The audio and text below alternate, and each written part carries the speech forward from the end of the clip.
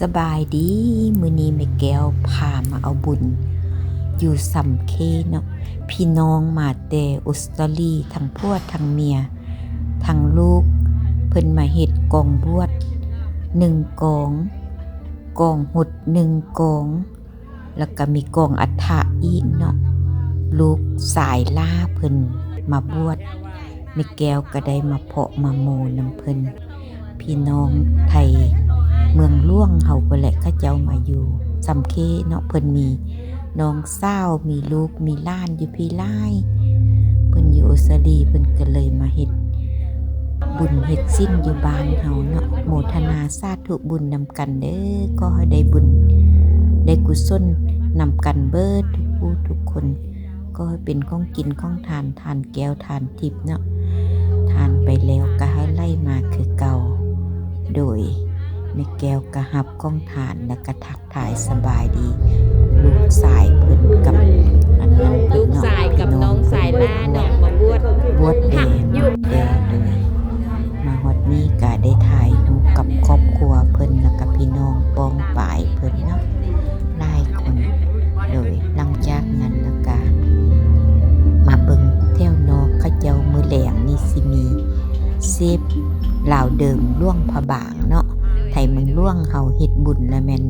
เอาละนาดมาเซฟลาวเดิมแหละน้ำฝนเพิ่นมายากเข้าแล้วหิ้วเข้า กินข้าวแต่เช้ามาแล้วก็เลยว่าโอ้มีแต่อาหารเมืองล่วงแซ่บๆมีหมกไข่มีไข่แพนเนาะอาหารมีออล่ามล่วงพระบางผู้นี้เพิ่นบริการดีโดยแม่แก้วก็หิ้วเข้าเพราะว่ากินข้าวแต่เช้ามื้อนี้แปลว่ากินข้าวซ่องคาบเนาะก็มากินข้าวอบอุ่นนำครอบครัวเพิ่นเนาะเอาผู้ใดอยากได้ตัวดีก็เบิ่งเอาเด้อนี่นะโศกเพิ่นโศกหลาวเนาะผู้ใดมักเสียงดวงแล้วก็เบิ่งเอาบ่สิแม่นตัวยัง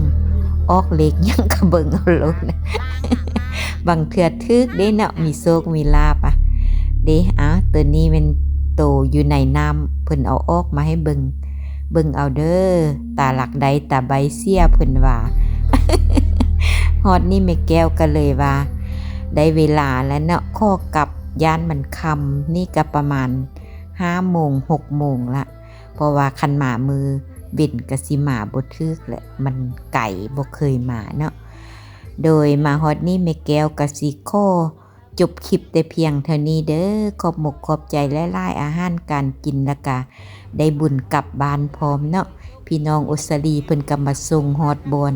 ขอบใจหลายๆเด้อไอเด้อสุขดี